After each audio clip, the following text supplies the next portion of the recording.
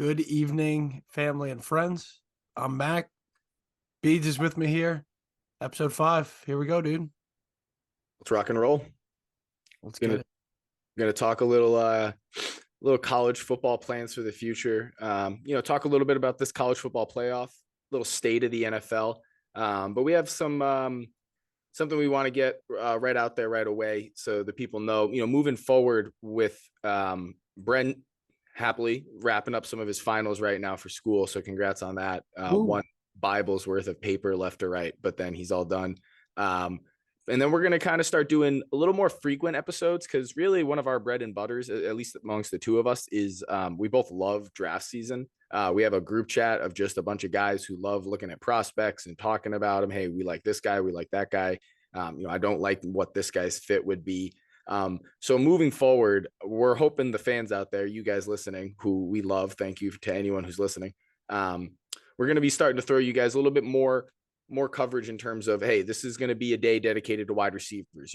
On that kind of day, we would tell you, this is what we're looking for. This is what we want to see, right? We're not Todd McShay, but this is still what we've been watching over the years and what we're looking for. And these are some guys maybe in the NFL who do it good or do it well, in case you're curious of what we're kind of like describing to you. Then we're going to kind of get into some, what is the combine performance necessary for certain positions? Not all things matter. I don't care what the full 40-yard dash is for a left tackle, but that 10-yard split certainly damn matters, right? That's the kind of thing you're going to want to look for. Maybe some top 5, top 10s of positions once we really start to flush out this draft process. So if you're a fan of the draft, anyone you know is a fan of the draft, or if you just want to support us and, get some more people going towards listening to some of these, we really appreciate anybody listening, and we're going to try and give you guys some good draft coverage because we're hoping by the end of the year, you, like us and some of our friends that do this a lot, can have a really in-depth knowledge on, like, I kind of hope the Pats go for this D tackle here. It's round 2. This guy would be awesome. This would be a steal. Hell yeah. No, it's going to be fun to kind of get into on the field stuff, definitely, but even a little bit off the field stuff. Like you said, we may not be McShay and Kuiper and those guys, but been around enough ball, been to enough, pro days and know people that know people. And, hopefully we get some guys on the podcast these next few weeks and in the winter as they go through their NFL evaluation process. I think there's some guys that I kind of got on the radar that I'm going to kind of let their seasons wrap up, and then we'll start reaching out to them. So hopefully we get some guys that are going through the process that we can get on. But it's true, we're not professionals, but we at least know some people that are. So we're selling ourselves a little short. We watch a lot of YouTube highlights over the years. This is 20 years. There's nothing that I'm gonna say that Mike's gonna say on this that we don't truly believe. Like a lot of time goes into watching the tape of these guys that may or may not go to our teams, but it's nice to know more about what's going on and kind of nerd out on it. So that's definitely gonna be something fun. And then we'll put stuff up on the website. We still have 3stepdrop.com. So if you go to that, that's going to be kind of everything that we have is going to flush through there. So at least we have a website. You can kind of click through and see any articles that either of us write. And then we have a few friends that are some pretty damn talented writers that I think have been trying to scratch an itch with even some basketball content, stuff like that. So, and honestly, it's going to be really fun because I've always loved draft season. I know you're a big draft guy as well. And we have some friends, like I was saying, where we just talk draft so much. And there's really a night and day difference when you go into a draft. Like, I don't watch enough college basketball. We have a friend, Coop. He listens to a lot of stuff about college basketball, watches a lot of college basketball. So when that draft comes around, he feels really informed and can talk about, hey, that guy's a sleeper. That guy fell to 25. That's a good grab for your team, right? It makes you feel better knowing these things. When you have seasons in the NFL where you watch a lot of tape, I feel really excited because it's day 3 or day 2, and it's about to be the 3rd round pick for the Cowboys. And I'm sweating like I never thought I would be, praying, oh, I hope that really athletic linebacker makes it to us, right? Oh, that guy would be awesome. He could really fit in a hole for us. And it gets you more excited when the upcoming season rolls around because now you're thinking, okay, maybe we didn't get that guy, but I'm curious to see if I was right. Or, oh, we did get that guy. Now I have a guy who I'm really rooting for. I'm excited for X player on, your favorite team. There's just so many good young players that come into the draft every year, and it makes people feel better about their teams just in case the picks fail. It's almost like preloading failure. It makes people feel better to think that the draft is a complete crapshoot. There's a reason that teams stay good and are really good, and they continually identify and draft really good players. So those 4, 5, 6, 7 rounds are not as big a crapshoot as people want to think. As much as, I know there's some staffs that like you to believe that it's a total crapshoot because they're going to take kickers and punters in those mid rounds. But do you still have Simi Fehoko on your team with the Cowboys? No, Simi Fehoko, to my knowledge, is no longer a part of the Cowboys. But we took a different receiver. Jalen Tolbert, I think, Yeah, was one. Jalen Tolbert. Exactly funny. what I was about There's to go like, to. I think I texted you. I was like, oh, I really like this kid Tolbert, like out of South Alabama. So it's nice to know some of those guys that kind of come out of nowhere, and hopefully they stick in the league. But it also feels really good when you're watching your team then, because, all right, guy goes down with an injury. Oh, hey, this is a chance to see somebody make a play here. Like, or you're banging the hands on the table saying, all right, cool, this could be the shot to see that tight end I've been looking to see. What do we have in him? Right. 5, 6 years ago, how long ago was it? Dalton Schultz was one of those guys for the Cowboys. We took a flyer on a good run blocker with a solid athletic profile and build at a Stanford. He turned into a solid player for us. We didn't retain him, but that's kind of the beauty of the NFL is you can't retain all your players. You got to be replacing guys constantly with new talent. Otherwise, you're just never going to win, because if you can't bring guys in off the bench because injuries happen, and if you can't bring in guys to replace people who leave in free agency because there's just not an unlimited salary cap, this isn't baseball. You're going to need these guys to come in and play, and it gets really exciting. I can think back to random prospects that have gone to teams where me and friends have thought, wow, that guy's going to be awesome. My favorite one of these is Sidney Jones, cornerback from Washington, if you remember him. Yep. Me and Joe, our good friend Joe Frake, we were so excited about him. Me and him would text about Sidney Jones all the time because I thought he was going to end up on the Eagles. And despite my hatred for the Eagles, I love my friend Joe. So I was like, hey, if he's going to go somewhere, and it seems like he might be an Eagles player that draft before a bad injury happened to Sidney Jones. I thought he was going to be Richard Sherman, and I just wanted to be right. I just wanted to be able to say that was me. I called that. Me and Joe, we knew it. This guy's going to be awesome. He tore his Achilles in the pre-draft process. That's a thing that can just derail the whole thing. But God, to this day, we still laugh about it sometimes if he is out there on the field doing anything. Like, hey, did you see Sidney Jones out there? That's funny. I didn't know you guys were so entrenched on the Sidney Jones. Enormous Sidney Jones guys. That's funny. No, I'm especially in one of the most exciting parts of just kind of, I think, the draft this year. And as we get forward, I'm so excited for the quarterback position to kind of take the next step. I'm really excited to kind of eliminate this generation of, not that they don't deserve their jobs, but this generation of backup quarterbacks that were just really just not very talented, unathletic.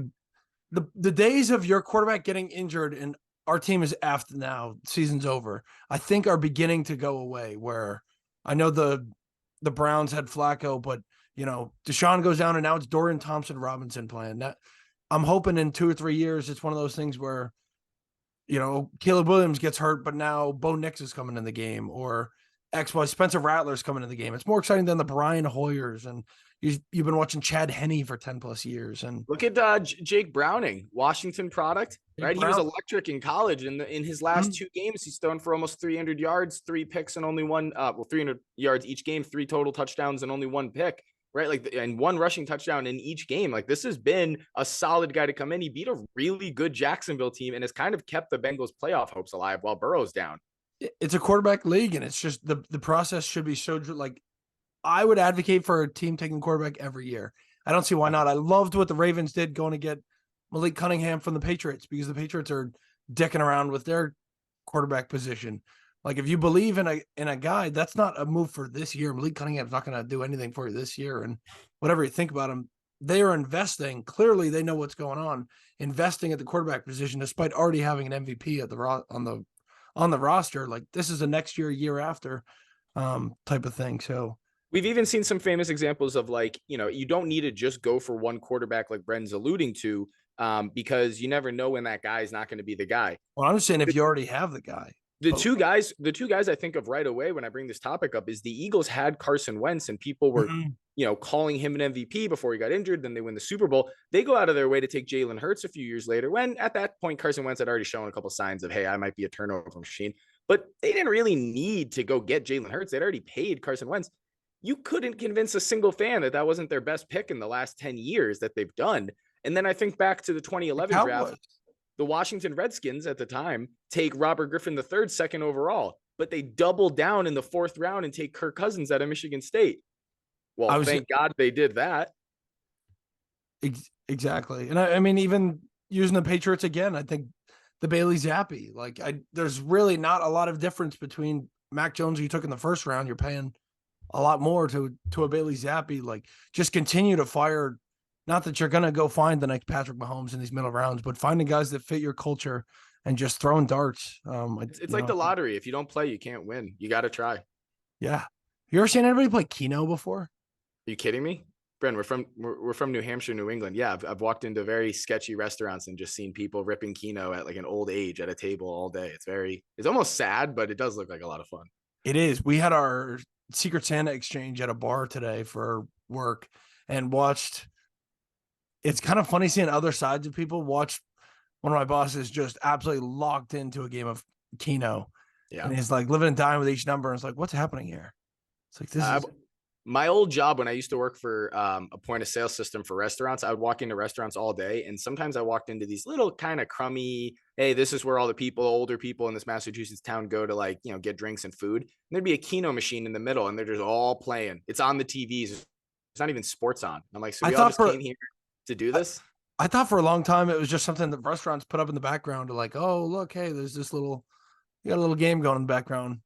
Yeah, amazing. Yeah, it's definitely an older generation activity, but I don't know. If I was going to do that kind of stuff, I think I would just full on grab some cash and go to the casino. Granted, I can, I know where. Yeah, like, are you really going to come out in the green from playing Keno at a local dive pub? I mean, you're not gonna come out in the green in any form of gambling, even though it always is kind of fun. But yeah, Keno doesn't seem like the one to do if you're just sitting there at a bar on like 12 o'clock on a Tuesday ripping Keno.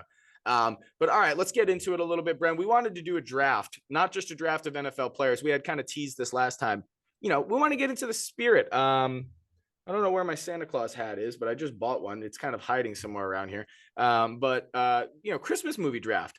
So we're just going to let it rip. We're going to throw up our Christmas movies up on that we picked up on the Instagram. Maybe people can let us know who won and lost, because Christmas movies are fun. We're close to Christmas. And what we missed, too. A little competition. Yeah. And anything we might have missed, because I could use another movie.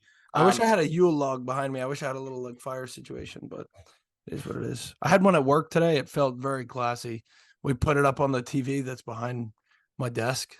So I had a little tree, had a little fire behind me at work. It was, oh, you got the Santa hat. There we go. If you ever listen to the Bill Simmons podcast, he always tells nephew Kyle to clip that. You pull out the TikTok camera. He always says, this is a clip that one. We need this to be the profile header of the episode. So why don't we just get into it? How are we going to decide who gets the first pick? Because obviously, that's important. We're not doing a snake draft here. We're going back and forth. Do we just rock, paper, scissors for it live on this right here? Yeah, let's do it. All right, ready? One. Just one. Rock, paper, scissors, shoot. Wait, what? You said just one? Oh, just one. That's all we get. Yeah, come on, man. Unshoot. I was like, just one. Ready? All right, looks like I got it. I think that was rock. All right, well, with the first pick. What, did I do rock? It's all right. Take the first pick. It's your pick. Love it. First pick of the draft. This one's an easy one. I'm taking National Lampoon Christmas Vacation.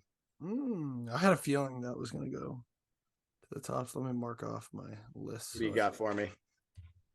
It also was fair. I was going to say, technically we ended up going Mac and Beads. I don't know how we ended up on that. I don't know if that was just so, I got the naming order, so it was only right that you took this one. It's not even alphabetical. B comes first. Whatever. All right, let's hear your pick.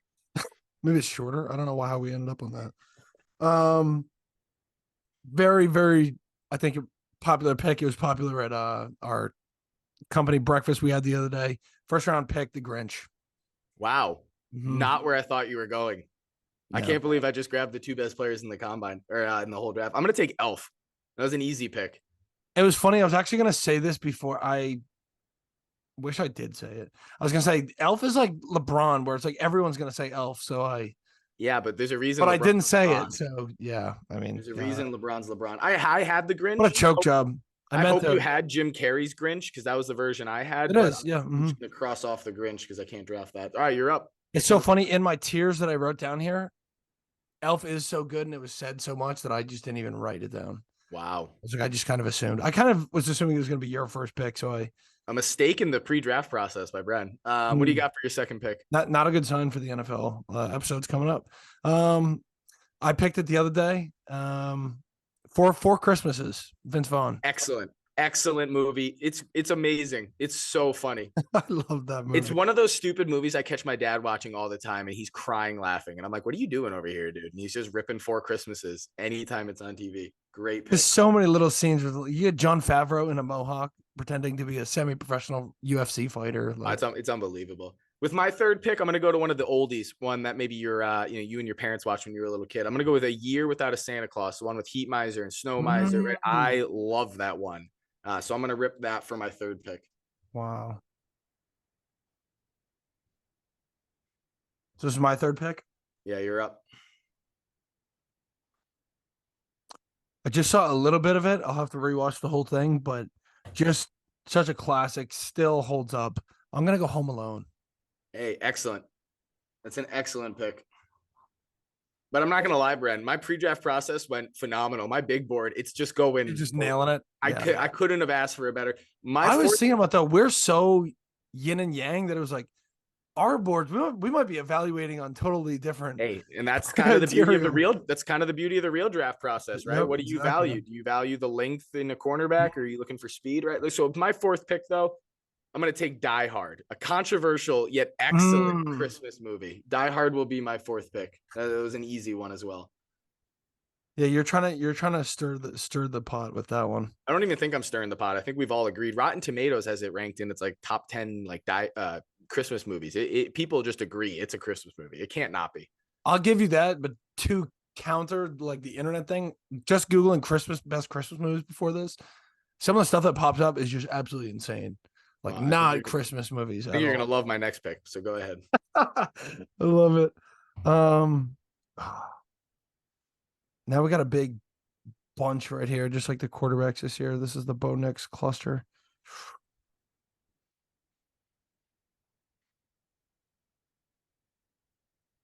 I'll stick with my I'm such a big Vince Vaughn guy. Give me Fred Claus. All right. Hey, Vince Vaughn rocks. Not a bad person to ride with if you're going to. And I'm gonna another one. I'm gonna take the fifth person on my board, Bren. I'm just gonna go right down the order. I got my 1 through 5. This was a draft dream, and this one's controversial. But I'm gonna go Step Brothers, and I'm not even sure if it's gonna be allowed. But Christmas is a large portion of Step Brothers, in the middle at least, right? Yeah. Can we open just one gift? Come on, Dad. It is he. Wait, Dale got Hulk hands? It's an excellent, excellent movie. That might be a good poll. Yeah, you might be able to. Huh. So is this my fifth? I'll accept that for sure. What is this, 5 for me? If the people don't agree with it, they can just vote for your list instead. But Step Brothers to me, it's a Christmas movie. That's funny. That's yeah. I'll stick with Will Ferrell. I'll use my Will Ferrell one next. And it was actually given to me when I gave my list to someone last week.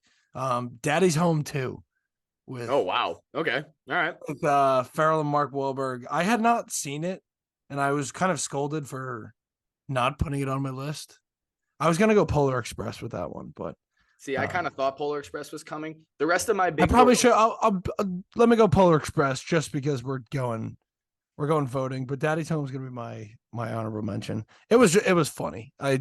Underrated. I didn't see that. The only honorable mention I want to throw out there is Santa Claus is Coming to Town. The one where they sing, I put one foot in front of the other, that whole thing with the throw a few other honorable mentions I had. The Muppet Christmas Carol. Oh, okay. All right.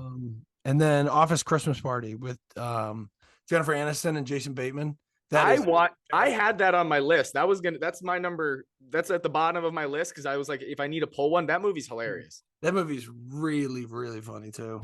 All right, if you've got yours written down, I've got mine. We can put the graphic up after this and see what the people think. Okay. Yeah, we'll post this. Let us know who won, and then do we let them decide? Oh, we open no, but the next category. Oh yeah, this is America. All right, you guys decide. Let us know. Send us a text. Shoot us on message on Instagram. Whatever. Let us know what you want us to draft. It could be anything. We talked about it before. Mike's diabetic now, so well, I say now, but it's been a few years. But so maybe desserts is not the play, but we'll I'm newly diabetic, guys. This is terrible news. It's a good thing I've been doing recent development. Yeah, it's a good thing I've been practicing insulin for 10 years. All right. Well, Bren, why don't we get into a Feels like different version? yesterday. Yeah. Wow. It was a funny day, right? You and me at McDonald's, I did a food challenge, and then a couple days later, they're like, "Kids, stop eating candy." I was like, ah. The craziest timing. Unrelated people, but Mike had set our friend group. I'm not sure why we were like actively trying to break the record, but he had our active friend group record for most McDoubles in a sitting, and then 2 days later, unrelated, he was diagnosed with 6 McDoubles doesn't feel good, but the Diet Coke kind of helped burn everything down. But yeah, completely unrelated. That wasn't a fun day. 6 McDoubles. That's impressive. Well, I just think we had such high metabolisms. We were like, Yeah. 13. We didn't have anything else to do with our time. We couldn't even drive, and we could That's walk to small. That is McDonald's. small town America. If I've ever, we just Yeah, why let's walk over to McDonald's. We'll just loiter there for hours. we kind of did. All right. Well, why don't we hop into the real NFL draft? I'm going to pull up. Actually, I have it linked here. So why don't we just kind of talk over what we see in this current NFL mock draft that Tankathon's putting out there. Again, if anyone doesn't have a good website to look at draft stuff, Tankathon's pretty up to date. They'll update stuff as soon as teams lose. So if you're a Patriots fan this year and you're obsessed with trying to figure out, like I know some Pats fans are, hey, where is our draft spot? Great website for it, constantly telling you who do you need to win, who do you need to lose. Like said Giants win the other night against the Packers was huge. Just keep pushing those teams out of the way. Right now, it's got the Panthers, which is belonged to by the Bears at number 1 with Caleb Williams. Drake May going 2 to the Pats. Marvin Harrison 3 to the Cardinals. Ola Fashanu to the Commanders at 4, and Joe Alt 5 to the Chargers. And 6, I'll just do that one as well because it's fun. The Bears with their second pick in the top 6, Malik Neighbors, wide receiver from LSU. Then things start to change a little bit. Some of the notables, it's got Jaden Daniels going 8 to the Giants, which I don't know if it's going to go over well with Giants fans with how much they've seemed to love Tommy DeVito as this guy's kind of started balling out. I mean, I don't know if you can really do that, but it's kind of electric. He's fine. It's Yeah, awesome. It's awesome that he's getting this moment. I consider this the football insanity, but it kind of is. there's a reason that they're showing his high school highlights. Someone more clever than us needs to come up with an Italian like wordage to Linsanity, right? Like I thought I saw with... I guess it's not the same, but I saw the passing paisano. Oh, see, I love that. That's a good one. It's just awesome seeing him do this. His agent kissing his dad and then his dad turning and kissing his son was the most Italian thing I had ever seen. And I certainly think that they know what they're doing. Not that they're playing it up, but I mean, mom bringing the chicken cutlets to the parking lot for the tailgate. Like they're hitting all the right buttons. Tommy said it at the press conference. Like he said he didn't see them kissing each other, but he said it's good for business. Like it makes sense. Like he probably believes it. He has bought himself a roster spot in the league for a few years, though. And that's something I would not have said if you were to ask my Tommy DeVito evaluation 6 weeks ago. Because truthfully, I knew some guys that played with him. Like he got ran out of Syracuse, and then he was not very successful at Illinois. And typically, if you go 0 for 2 at your colleges, that's not going to lend you opportunities in the big league. But that's why it's crazy that this is happening. It's like cool. It's cool for him, cool for his family. But yeah, if you're them, find a long-term solution. I don't think we need to spend time talking a little bit about the tackles. I think Joe Alt and Olu just both look like excellent tackles. If the coaches don't develop them correctly, you see tackles fail all the time. But those two teams, the Commanders and Chargers, need tackles. Every team needs a good left tackle, right tackle. You need both these days because the Cowboys line up Micah Parsons all day on the right. And if you don't have a good tackle on each side, you're screwed. But how do you feel about, I don't know if it's actually becoming a full-on conversation or if it's just that ESPN's getting bored and they need something new to talk about. Is Justin Fields playing well enough, Bren? And you know where I'm going with this. Do you kick the can, the idea, do you talk about it? Do you bring it up at the meeting or do you wait for someone else to do it, right? Do you even discuss skipping out, trading the pick, keeping Justin Fields, and just doubling down on people and more picks and furthering this thing? Such a fascinating conversation because 98% of the time I understand GMs and coaches making the decision to reset the financial timetable. Like, yeah, very important. Just whether you hit on the right guy or not. It was the Jets going from Darnold to Zach Wilson. Like, I thought they should have went Justin Fields, and then we wouldn't be having this conversation. But it's one of those things where once you reset the timetable, you save your job a little bit. But this one's got me a little bit. I've kind of bounced back and forth. Like, I don't know if I think that is a complicated ass situation if you bring Caleb Williams into Chicago. Like, it's hard for me to fully say, like, let's full sail trade back a little bit. And I don't know who would move up to get it. I mean, I found the Patriots with a new head coach and GM, I would be interested, but what I want to hear your thoughts on this, maybe, because it's like, I don't think Justin Fields is worth moving on from right now. What are you going to get, a third or fourth round pick for him? Like, the situation around him has been really just not ideal. They've similarly kind of created some trauma, external trauma around him, like the Patriots did for Mac Jones. But like, he's not lost yet. Like, I don't think Justin Fields is a washed project yet. So now you bring another quarterback, you can't get rid of him, and now you get, I don't know. That's a messy. Don't you think they almost wish they were number 2 and then it wasn't there? If they didn't have to make that decision. Yeah. Maybe. But honestly, I think the flat out answer, and it hurts for me to say as a Buckeye fan, is I think you move on from Justin Fields. I'm not giving up. I'm not selling all my Justin Fields stock, right? We're not running to the bank and selling it all. I think you trade him to a team that could use him. Maybe like you call the Atlanta Falcons and you say, hey, let's do Justin for a third. You guys cool with that? Who says no? I don't really know who says no if you call the Falcons. If they do say no, I'm going to get extra mad. I'm going to get extra mad at Arthur Smith as someone who has Bijan and Kyle Pitts in fantasy. I think you reset the money. Next year, Justin Fields would be due about 12.5 versus the 6 that I think Caleb would get the first year as a first overall pick rookie. But then 2 years from now, Justin Fields is going to be due $20-something million if you pick up that 5th option. And you don't have to do that with Caleb Williams. That 5th-year option would obviously be 5 years away before you get to figure out if you want to do it. I think the easy move is you take Caleb Williams, you trade Justin Fields, and then with number 6, you do kind of what this mock draft is telling you, and you grab Malik Neighbors so you can actually give Caleb some weapons. Cole Kmet looks all right. I'm not the biggest fan, but he looks all right. I think you can find running backs late if you are smart with the way you go about drafting. And then if you can give them a combo of Malik Neighbors and DJ Moore, and maybe you go out in free agency because they have tons of cap space, even with the Montez Sweat signing, you grab him like a slot guy. Nothing fancy, but just a little something, somebody quick to run some underneath routes. And then you have Malik Neighbors, a big body, 6 foot, 200, and DJ Moore. I think Caleb Williams is turning things around for you if you having that 5 or 6 pick is going to be kind of changes the whole equation, where, like you said, you're not just getting the kid, resetting the financial table, and that's it. Like, you're able to put some pieces around Caleb and still get something back for Justin Fields. Even if they don't, Caleb doesn't come around very often. I'm guessing once I finish my grades and we get to our quarterback episode, he's going to be up there with some of the, I started doing grades for guys in 2020. He's going to be up there with the Trevor Lawrence. Like, there hasn't been a lot of guys with his ceiling. Yeah, I think another thing is obviously you don't get the 6th pick right now. That would have to be if the season ended and the draft was next week. The Bears don't look like they're going to just fall over and die for the rest of the season. They're kind of fighting. They're hitting some momentum right now.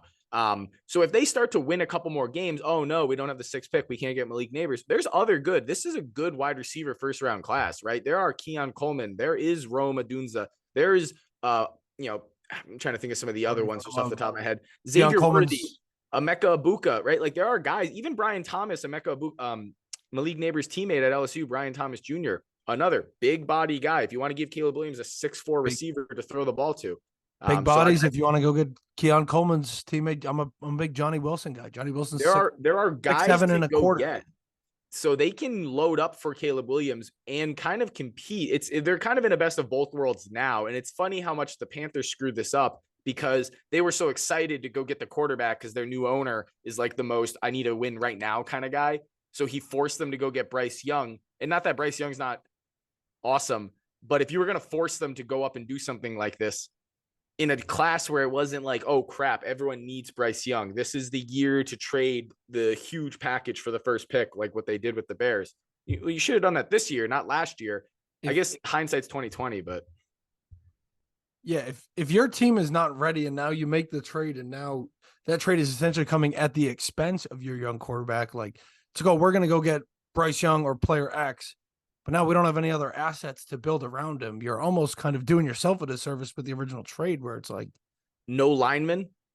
they luckily have people to throw the ball to because they signed Adam Thielen, and he's sort of this like, I never get old, I'll always be pretty solid kind of guy. They Bryce has don't already run the taken ball. 50 plus quarterback hits. They And I don't think it run was the ball just well. the way he It's phrased awful. it, but he was like thanking God in his press conference a few weeks ago. It was like, how are you Yeah. still healthy? And Yeah. it was just the phrasing, but he was like, thank God I'm still here. Yeah. So why don't we transition a little bit just quickly into the playoffs? We'll wrap this thing up talking quickly about the NFL playoffs. And then obviously we got to touch a little bit about this college football playoffs controversy and excitement for New Year's Eve. Yeah. Congratulations to Alabama. But quickly about the NFL playoffs. Brent, just curious, what are your thoughts, right? Overall, any outliers that you want to talk about real quick? Is there anything that you're pressing on your mind? Like, wow, I can't believe this team's doing this. NFL. Yeah. Sorry about that. I was just texting my mom. Shout out to mom. Happy birthday. Down enjoying in Marco Island. But I mean, the AFC is kind of a crapshoot at this point. The Ravens 10-3. The is Dolphins the lost to the Titans. Like, are we sure? Are we sure that the Dolphins aren't one injury to Tyreek Hill away from just being an incompetent offense? The Titans even looked good when he came back against them. He was hobbled, but Dolphins are a little frightening in that way where I'm just afraid of which team you're going to get when they show up in the playoffs. And are they capable, if they put everything together, of making a run and scoring the 31, 35 points required to win some of those playoff games against Pat and against Josh Allen and against Lamar? Sure. But yeah, like you said, like, man, we're struggling against Will Levis, and they've just shown it too many times this year. The Dolphins scare me a little bit. I thought one of our friends had a hilarious comparison where he said that they were like him, or like a bad high school student, where they just pass in their homework all the time. They get the homework grade, and that kind of beefs up the regular grade so that they can slack, not study on the tests, just not pass in the project. So their grade goes down a little bit, but that homework against all the bad teams, playing the bad teams, the record kind of holds up. I thought that was a pretty funny. That's a good comparison. It's funny to see the AFC so log jammed in the middle. The 3, 8-5 teams, 6, 7-6 teams. The Raiders are 6-8 after absolutely destroying the Chargers last night and finally killing the Brandon Staley experience for Chargers fans. So I feel like Chargers fans are kind of Raiders fans right now, kind of thanking them for ending that for them. With Antonio Pierce. Yeah, dude, the response by those players to Antonio Pierce, that's something that you hope. Shout out to Aiden O'Connell throwing up a 60 burger, right? Like, how does that happen? It was the wildest. You could never have paid me to bet on that in my entire life, even if it was someone else's money. The NFC, a little bit more exciting with some pretty good teams. There's a 3-way tie at the top between the Eagles, Cowboys, and Niners. And even though my Cowboys looked great on Sunday night and were winning the game and beat the Eagles, I think we looked phenomenal. The announcers would never shut up about the very true fact that the Eagles just have to win out, a pretty easy win out schedule, and they go back to winning the NFC East, getting that home field, which is huge, obviously, and very huge for a team that plays the Link. The Eagles finish their season at Seattle, and then they are sandwiched with a home and away against the Giants, with one game against the Cardinals at home in between that. I don't really anticipate those last 3 games being difficult unless Tommy DeVito wants to be my new favorite Italian on the entire planet and win one of those games for the boys. But the boys themselves have a tough schedule. We're going to Buffalo this weekend. We're going to Miami the week after that. And we have a home game against the Lions, and we wrap up the year against the Commanders. So it's about to be ugly. One thing I did want to bring up, because the AFC is so log jammed and there's so many teams with still a shot in it, something I found interesting looking just quickly at some pretty basic stats, but there's only 3 teams that are top 5 in points scored and points against: the Niners, the Ravens, and my Dallas Cowboys. All right, let's go. But if you add in the top 6, there's only one other team besides those 3 that's top 6 in both categories, and it's the Buffalo Bills. And I know everyone wants to go on and on about the turnovers that Josh Allen is doing, but he's also putting the ball in the end zone, either with his legs or with his arm, constantly. I think the Bills are just a hot streak away from being a scary AFC playoff team. If you told me they went to the playoffs, hey, I'm from the future, I'm back. I've been from March. I know who goes to the Super Bowl. I wouldn't be shocked. Josh Allen has all the necessary tools to go where he needs to go. They're getting Dawson Knox back. James Cook has become a pretty prevalent part of the offense now that Joe Brady's taken over as the OC and play caller there. The former LSU OC that was the OC for Joe Burrow and that LSU team that was electric in 2019. So I don't think there's any reason to count out the Buffalo Bills right now. And honestly, I'd go on record and say I think they're like the third best team in the AFC right now. I would put them right behind the Ravens and Dolphins, despite some of their woes in some of these games. I think there's no reason they couldn't be just as good as the Chiefs in that third spot.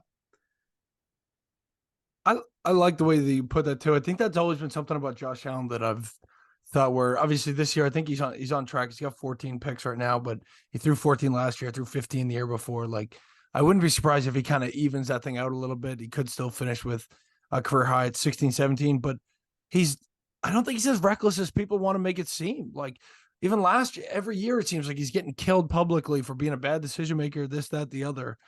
2 of the last 3 years, he's led the NFL in throwaways. Like I think a lot of it is pure like usage rate. And Yeah. I know they're working to fix the running game a little bit, and he's a big part of the running game, but the ball is just in his hands every play. So he's just asked to do so much where, like, yes, technically he's turning the ball over more than he has previously, but the numbers aren't an outlier from the rest of his career so far. And again, if he's maybe turning the ball over more than some of the guys, but he's also protecting the ball in some of these ways. He's throwing the ball away more than he did when he was younger. I think he's going to get better. 100%. They go on a run. Like, yeah. No, I was just saying, I think I think he gets better at some of this under Joe Brady too. Like a good, smart, wise person in his ear. Also, Joe Brady's a big fan of using the running back creatively. That's why we saw against the Chiefs, him hit James Cook on a seam route from the slot for a touchdown. So I think this is just going to give another wrinkle for him to look around and have different options. I also wouldn't be shocked if Joe Brady's able to kind of simplify these reads for him. It won't be a back up and find someone. It's going to be more of a 1-2. Josh is talented enough to go to 3, but hey, dude, you're 6'5" and you're one of the fastest guys out there. Feel free to put your freaking foot in the ground and start moving. that was 3 things. So I did, when I was at Plymouth and then going to UNH, kind of did a film study on 2019 LSU. And so 3 things really that he moves around as number 1 receiver a ton. So Jamar Chase and Justin Jefferson were in the slot a lot, running a lot of the inside fades against essentially what was bad matchups because you get safeties and slot corners and some linebackers come over.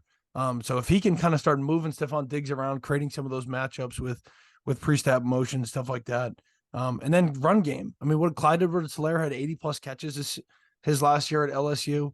Yeah. Brady gets the running back involved a lot. And like you said, kind of shorten some of those reads, maybe simplify it, go half field, and then see if you can get him on the move a little bit more. But yeah, I like the fit with Joe Brady more than the Ken Dorsey led offense. I think it's a little bit more. Yeah, absolutely. And transitioning to the NFC real quick, obviously there's that 3-way tie I just brought up, and what's most likely going to end up in a scenario where the Niners are the 1 seed, the Eagles could be the 2 seed, maybe the Lions, but they're starting to show some fraudulent activity, and their defense just gets torched sometimes. Like, I don't know. I'm not all about it. So if we have a scenario where the Niners are 1, Eagles 2, Lions 3, and then the god-awful NFC South winners at 4, the Cowboys would be that 5th wild card. And right now, sitting in the wild card is the Vikings and the Packers, but there's 4 other 6 and 7 teams, the Saints, Falcons, Seahawks, and Rams, that are sitting on the doorstep tied with the Packers. They're just out of it because of head-to-head record stuff. So is it Saints and Falcons right now are 6 and 7? Are they they're leading the South? No, technically the leader in the South is the Buccaneers based on win percentage in common games, but that NFC South is atrocious. And as a Cowboys fan, I'm a little annoyed that we may not get any home playoff games. But if our first game is against the winner of the NFC South, that'll be a really nice way to sort of have a game where, hey, it's the playoffs. I know your nerves are going to be high, but like, let's calm down and, play a lesser team. It kind of adds a little adversity. It's nice in getting a true cupcake at home where everything is going your way. Tommy had it the year that he won it in Tampa Bay, where he had to go. Washington somehow won the NFC. Did they win the NFC East? Why were they hosting? Was Washington hosting Tom Brady at one point? I don't even remember. Tommy's first year.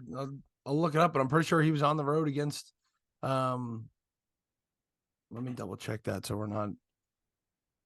I'm just excited for this NFC playoffs because I think what we're going to see is a scrappy NFC North team. I'm not going to be surprised if you match up a Minnesota Vikings or a Green Bay Packers, or even the teams that I think have a better chance of getting to this spot. I'm a big believer that the LA Rams are kind of decent.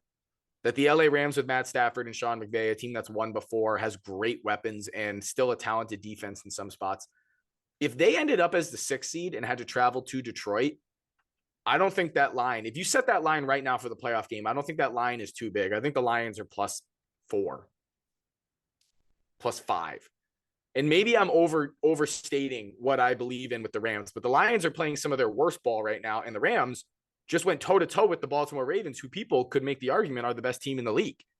I wouldn't. I would just say the Niners because they're freaking unbelievable. But Stafford's definitely playing a little bit. Stafford's playing a little bit better. They got the weapons to go and score the points. I don't know. They got some guys in the front seven, which is going to be pretty impactful in the playoffs. Part of the reason what did you set it at? 4.5? I think if the Lions were hosting the Rams tomorrow, again, very important caveat, tomorrow in a playoff football game, I would, if I was the line maker, assume the line to be something like 4.5, 5 points going to the Lions, where, hey, you need to win by a touchdown, but we're not going to give you the whole touchdown. And what I'm most excited about as a Cowboys fan, and frankly, just an objective fan of football, is this world where the Niners are the 1 seed. And if the Rams as a 6 seed could beat the Lions, the Rams would then have to go travel to San Fran because the NFL reseeds its playoffs. We get a decent game there, but I do think the Niners are going to roll. I kind of feel like they're going to roll everyone at this point. But what really be fun and good for football is a Cowboys-Eagles divisional round playoff football game. I wouldn't be able to talk to our good friend Joe for maybe a week or two. Winner gets to punch their ticket to the NFC Championship. That would be cinema. Yeah, and gets also, to go and Santa if Clara. it makes to make you feel better too, I was right. So Tampa Bay went into Washington on a Super Wild Card weekend in 2021 and had to score 13 straight points in the fourth quarter to win. So it's a cheeky little way of building some adversity. Yeah. On the road, but you are playing, like you said, you're playing a team that probably shouldn't be there, the winner of the NFC South. At least a favorable matchup. That is a nice road. If you can get the Rams to knock the Lions off, who just play like that's a tough brand of football the Lions play. If you can get them out early. I think the scary part is one of either the Cowboys or Eagles or Lions, or I pretty much just those 3. Someone's going to have to dethrone the Niners. Otherwise, we're all going to be watching Kyle Shanahan and that Niners team in the Super Bowl, which to most people, they're probably like, I don't care, dude. I'm not a Cowboys fan. I could care less. They can be in it. I don't want to see it again. And I really want to see Dak have his chance to say NFC Championship game in Santa Clara against the Niners. This is why I'm the MVP this year, because everyone's putting him and Purdy up against each other in the MVP discussion. I don't know if you have any personal opinion on that. I don't think there's any problem with giving Purdy the MVP, but I do find it a little weird that people want to simultaneously have the discussion about, well, does Christian McCaffrey really deserve it? Well, hey, look, I agree with you, but if Christian deserves it, how does Purdy deserve it? There's 2 MVPs on this team. I'm just a little confused by that concept. But if the argument is not most valuable to the team, it's just best player, Purdy is playing unbelievable, and he really does deserve his flowers. He does, but man, it's almost like people are just looking for, it's like, who can we give? This team's so good. They're almost so much better than the next team. Who can we give it to? And I think that's kind of how you end up in those. Ooh, is it Purdy? Is it McCaffrey? Like maybe we give Debo some votes. Like just based on the way the voters work, I do think if Dak and the Cowboys go into Buffalo, if the Cowboys finish the season on a 4-game winning streak right now, well, 5 games including the Eagles or whatever, I'm giving it to 4 then. Right. If they win the last 4 games here against Buffalo and Miami on the road, and then he beats the Lions, if he beats a gauntlet of those 3 teams and then finishes off with them winning against the Commanders, which he might not even have to play that game, most likely, I don't see a scenario where he doesn't win MVP unless Brock Purdy beats the crap out of the Ravens on Monday Night Football 2 weeks from now, which is going to be an electric game. And if he does that, all right, whatever. You're potentially looking at, if he can, he's had 28 touchdowns, 6 picks right now. If he runs the table, goes 3-1 or 4-0, and he goes, if he finishes the season at 40+ touchdowns, a few more rushing on top of it, under 10 interceptions, I have absolutely no problem. I would rather put my vote towards Dak Prescott because I think he means more to his team than Brock Purdy does. Yeah. Well, won't go out and be like a hot take machine, but it's like if he gets hurt in the playoffs like last year, Sam Darnold's going to come in and be able to make them competitive. I don't know if that is the same. I definitely know that's not the same in Dallas. If 4 goes down, that season is done. I mean, he's got one of the lowest interception percentages on the season. The only people with less is Kenny Pickett and CJ Stroud. And CJ Stroud's played phenomenal about not turning the ball over. And Kenny Pickett just has like over 120 less attempts to throw the ball. Will Levis also is lower, but he's only played 7 games. And for touchdown percentage of his throws, Brock Purdy's the highest with 7%, but Dak's second. So it's really just those two, in my opinion, fighting for the MVP. I know everyone wants to give it to Christian because he's awesome. Whether you like it or not, this is a quarterback award. It's kind of stupid, but it's just how it goes. So I think it's going to end up being one of those 2 teams or 2 players. It was fun while it lasted. I think Tyreek was in the discussion, but he was going to have to. And people always had that caveat too. When you talked about him, you had to put the projected. Right now, he's projected for 130 and 2,000, but the likelihood that he was going to get there, and he's still going to finish with one of the best wide receiver seasons ever. But it's got to kind of be like Devonta Smith winning the Heisman. You got to be. The team would have had to continue to win, and Tyreek would have had to continue to just be unguardable despite the bracket coverage and all the different coverages he's seen so far. Yeah. All right. Well, as the season goes on, we'll start to give a little bit more of what we actually think is going to happen. So maybe even some picks. We'll obviously do some playoff picks when that finally rolls around 4 weeks from now. But just to wrap up the segment, Bren, we'll kick it off with this last piece about the college football playoff. Mm-hmm. Congratulations. Clap, clap. I'm not a Bama fan, but happy for you. College football playoff is set. Number 1 team is going to be Michigan. Number 2 team, Washington. Number 3 team is going to be Texas. And the number 4 team is Alabama, meaning Michigan, quote unquote, hosts Alabama in the Rose Bowl. Yeah. Yep. Which is sort of Big Ten tradition. That's some football heritage stuff right there. Michigan playing in the Rose Bowl, or USC or Ohio State, any of those teams. And then Washington, Texas is going to be an awesome game in that Sugar Bowl. But in my opinion, Washington kind of got screwed. It's so annoying because I know the top team is supposed to get the better for their position. And I guess the Rose Bowl is better for Michigan because it's tradition, but it's further away. And then you essentially give Texas a neighborhood game to play Washington. I'm excited for that game, but I'm more excited for the idea that your team can kick the crap out of Michigan is what I'm hoping, because I really think this Michigan team isn't good enough to beat Alabama's physicality, and Alabama's playing some of their best ball of the season coming off that win against Georgia. If they're able to do that to a team that hadn't lost in 2 years, yep. There's no reason Alabama can't prove as, hey, we're the best team in the country. So I'm really going to be rooting for you guys come January 1st or December 31st. And I know the rest of Buckeye Nation will be. Yeah. It's a rare feat. I don't think I remember Ohio State ever being all in on the crimson and white, but yeah, as far as we'll get into, the process of how we got here, and whether these 4 teams even deserve to be here, but this is what we have. So yeah, I'm pumped up. I did not expect, with the 14 playoff, once you lose to Texas, early in the year, it's an uphill battle. And obviously you had to beat Georgia to get there. And like you said, Georgia going to be the first 3-peat. In my mind, they were going to be the first 3-peat champion. And now, I mean, we're going to get this is going to be a wicked fun playoff. Like I don't see any blowouts like past years. I think it's 4 good teams. Like this is going to be, you have 4 pretty contrasting styles too. Big quarterback guy. Like you have 4 like really big personalities. You get Quinn, you get Penix is going to leave, you get JJ is going to leave. It'll be cool that Quinn and Jalen will be back next year for a little kind of rivalry. I know they don't. Do they play each other? I haven't seen the SEC schedule yet, but I haven't checked it out yet myself. But regardless, it's going to be awesome. And like you said, I think the offensive line and the run game right now for Alabama has been a huge, huge difference that has kind of opened up Jalen Milroe and the rest of that crew. But so you have reservations on this Michigan team. I think this Michigan team is really good. I know they lost. Maybe I'm just biased. Massachusetts. That's fair. Yeah, you're probably you can't see through the red vines, but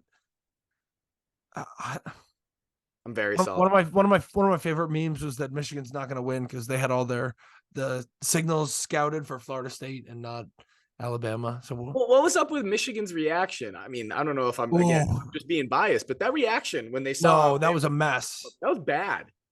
They That sounded was upset. They sounded like, wow, we really wanted to play Brock Glenn or Tate Rodmaker. How did we end up playing Jalen Milroe and an Alabama team that just beat Georgia? Why don't we just it's get into it? surprising. I'm It's sorry. Go just ahead. surprising to me as a coach, as someone that's getting back into coaching, that the conversation didn't get had. That to me looked like a group that did not even consider that Alabama was going to be an option. Yeah. They had not prepared for the Crimson Tide to be announced there. And so that's like you literally see the air deflate out of the fucking balloon. I don't Where get it's that. like, if I'm the coaches, you gotta kind of expect it. Where it's like, hey, we don't care who we're gonna play. Give us Bama, give us Florida State, give us Texas. It does not matter. We're gonna go out and play Michigan football and we're gonna beat them. That's not what I saw in the video. There should have been clapping. There's like, Yeah. you should have had those senior leaders. You have Blake Corum, one of the more decorated running backs in college football history. You have JJ McCarthy, who's going to be a maybe first round pick. Like, you should be up there clapping in the camera's face, like, let's go. We got Alabama. We're going to shove it up their ass. But Yeah. instead, it's like, wait, we have to play Alabama? The reaction made me laugh so hard, and it only fueled my fire more for hoping that Alabama. And they can't pretend like it wasn't genuine. Like, you got the cameras in there to catch the instant. Like, that was a quiet room. There's donors in that room. There's coaches in that room. There's players in that room. Like, I was really surprised to see that reaction. Well, why don't we talk a little bit about the reason for the reaction? Yeah. Mm-hmm. And we talked about this. I'll let you have the floor. Unbiased. So we talked about this. Impossible. What's your take on it? 3 weeks. When was the last time we talked about this? 3-4 weeks ago. Oh, we talked about this. Yeah, either an episode or two ago about the possibility. We'll have to clip it because I think I said the same thing and I still feel the same way. Like, excited that Alabama got in, but this was bad for college football. That an undefeated conference champion, emphasis on conference champion, not undefeated didn't make it, undefeated whatever, is a conference champion that did not get in. They played ranked teams throughout the year. You could argue they had a better resume than Alabama. Alabama obviously has the loss, but then Alabama also struggled with UCF early in the season, and it took a Jalen Milroe miracle on 4th and 31 to beat their rivals, Auburn, who had, 3 or 4 losses at that point already, maybe more. So the schedule thing, I find it a little bit difficult because if you're going to go, people want to go by the numbers. Florida State had the 56th strongest schedule in the country, where Alabama is up at 4th or 5th.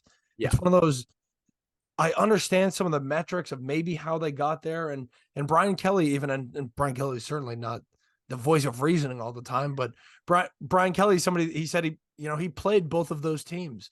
And he talked about a little bit the team that, and not that you should be punished for the quarterback being out, but just to give this perspective, he talked about the team that they studied for and that they saw on film was not the team that they ended up playing. And it just was really disappointing, honestly. And I'm, again, Bama fan, but was really disappointed for those players. And it fucking sucked to think of Jordan Travis. I mean, I want to talk about it at some point, but I mean, my injury this year, like, we had so much with Boston invested in the second helmet here, invested in the staff and players coming back for Florida State, similarly to players coming back to play with me in Boston. Like, when you lose your quarterback and then that costs you your end goal that you were hoping for, I feel sad for Jordan Travis. I think he said, I wish I broke my leg sooner in the year, so you could have seen what this team and what my teammates were capable of in this group.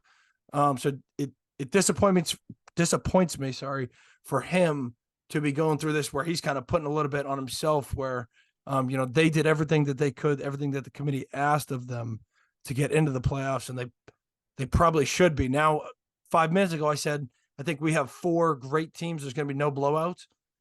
I would not be sitting here saying that if Florida State made it. I can't confidently say they're not going to get smacked by any of those other 3. I think product wise, brand wise, obviously it's fine, but like, and we talked about it. Just, I think it was a cop out too. I've said that to some people. I don't know if I said it on here, so I'll say it now. Like, they used the 12-team playoff next year as a huge cop out. Like, there was no precedent to set that they wouldn't have done this if there's another 4-team next year. Yeah. If there's a 4-team next year, they would have said, "Ooh, this is dangerous. We cannot set this precedent. People are going to be freaking pissed. Can't do this." But because they had this 12-team, laying on the other side, there was this perception that it's like, oh, well, next time a undefeated team won't get screwed because they're going to get in. So Yeah, this is the it's last kind of time. bullshit that they had that to fall Yeah. back on. But To be able to just pull that out and say, hey, it's the last time this would happen is a dumb way to go out. And I just find it so stupid. What is the point of playing these games, though? It really devalues what is a very exciting regular season. And the NFL regular season is more exciting than the college football regular season, usually, because in the college football regular season, it's if you lose one, you're done. You could be done. Lose two, and you're certainly done. Right? We haven't seen a 2-loss champion too often, I should say. I can remember LSU in 2008 with 2, but you don't lose games in college football because that's what makes the regular season so exciting. But to see Florida State go 13-0, if I was the athletic director, I would almost want to be like, can I cancel all of our tough non-conference games? Cause we're just going to play like, UNLV or something. I don't know what to tell you. Like we're not scheduling hard games anymore. Cause if going 13-0 against good competition wasn't going to do it, I'm just going to start going 13-0 against bad competition and just making it so, hey, well, if we go 13-0, hopefully there isn't another 2 teams that are 13-0 that can take us out of this thing. And I feel so bad for all the seniors on Florida State that are getting screwed this way. And the thing I find odd, and I know it feels different, but the very first college football playoff with 4 teams, Ohio State was down to their 3rd-string quarterback. I don't know if people are just rewriting the way they remember it, but Cardale Jones was our 3rd-string quarterback because going into that season, Braxton Miller was the one. He gets hurt in spring ball. JT Barrett is now the quarterback. He gets hurt against Michigan. Our 3rd-string, Cardale Jones, who maybe is a much more talented player than freshman Brock Glenn, who we watched, the perception of that did not help in that ACC championship game. But who's to say Tate Rodemaker couldn't have at least put up a fight? Well, they're not supposed to win that game. Well, Oregon was favored by 10 points against Washington in a Pac-12 championship game, and Washington kind of took it to them. The game is played on the field. So if we're not going to say the game is played on the field, what is the point of getting excited for Saturdays anymore, if not just to say, go undefeated, any means necessary? I'm going to sound like I'm whining here because Michigan did beat the hell out of my team, and they deserve to be the 1 seed in the college football playoffs. But the rest of their schedule wasn't too difficult. So why wouldn't you just, if you were Florida State's AD, think, I'm going to schedule crappy non-conference games. We're going to win the ACC, hopefully. And then it's just up to the other guys to get out of our way. So that way the committee has to pick us. The 12 team removes that completely, but these systems aren't perfect. And I think the 12 team won't be perfect. We'll still have controversies we'll talk about next year. Mm-hmm. And people want to say we're going to have bad games if we let Tate Rodemaker and Florida State in. Well, guess what's going to happen next year with a 12-team playoff? We're going to get a bunch of bad games. Right now with a 12-team playoff, if I pull up the college football playoff standings. Yeah, you can, you look that up. I mean, there's a precedent. They can't act like it's, like you said, Cardale Jones wins the first one ever. Your first 2 college football playoff quarterbacks are Cardale Jones and then Jacob Coker. Alabama wins it the next year with easily the most untalented. I think he's in sales now, moving cars or something. If you want, find him on LinkedIn. Alabama. So it's like you don't need an elite quarterback to win the college football championship. I know that was 7-8 years ago at this point, but right now, if we had a 12-team playoff, we were 1 loss from somebody or 1 weird win away from watching Arizona, which they finished as the 14th ranked team. So right on the doorstep from having to play like a Georgia type team who finished as the 6th seed. But next year, without the college football playoff being a 4 team, who knows how they'll actually set up the seeding. There'll be a whole new thing. Maybe Florida State would have dropped further. Maybe Georgia would have been kept high. I don't know. Doesn't matter. All I'm saying is if you look in that zone of, hey, who are the kind of that 10 through 20 teams, the ones who have a real good shot? Notre Dame, Iowa, can't score the ball at all. They finished as the 17th ranked team. Louisville, who doesn't look terrible, but come on. They scored 6 points in the ACC championship against the team that didn't make the college football and let's not Louisville essentially was used, which another bullshit reason, but Louisville essentially was used against Florida State. Where they're like, well, you only beat Louisville by 10. Technically, Louisville was number 10 in the country at the time. So it's like people are just trying to make stuff stick against. Even worse is next year when you have the 12-team playoff, you're going to have the way it works is the first round. The 4 teams will get a bye. Those other teams the next 4 teams are going to host in their stadium.